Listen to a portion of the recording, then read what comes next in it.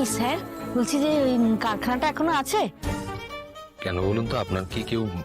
না না না, ওখানে আমার কেউ থাকে না।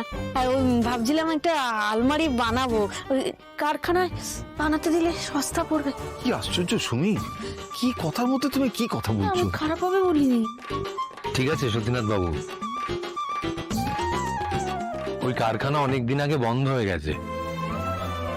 ওই কারখানার যিনি মালিক ছিলেন লক্ষণদা, যে আমাকে নিজে হাতে কাজ শিখিয়েছিলেন, খুব ভালো মানুষ ছিলেন।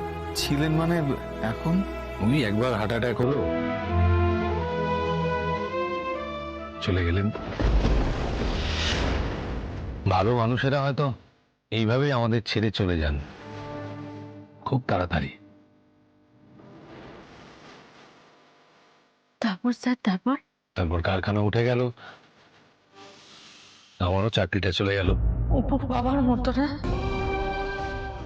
সুমি চুপ করো না, বলুন স্যার তারপর?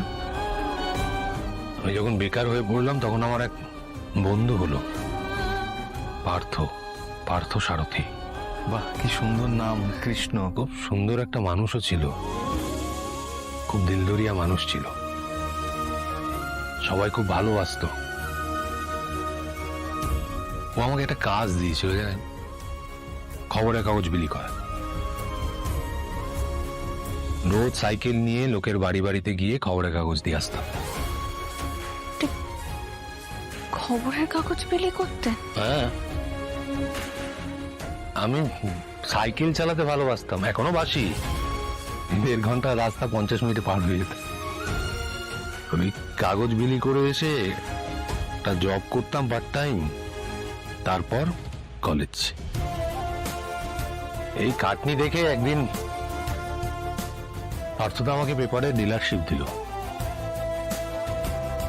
ওই রোজগারের টাকায় আমি আমার কলেজের পড়াশোনা শেষ করি, শেষ করে একটা এক্সপোর্ট ইম্পোর্ট কোম্পানিতে চাকরি পাই।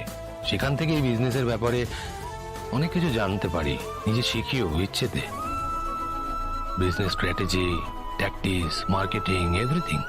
তারপরে ব্যাপারগুলো আপনি জানেন, আপনারা সবাই জানেন।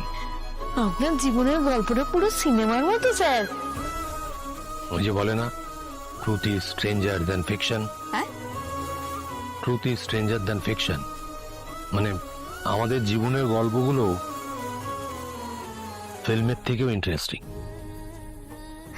স্যার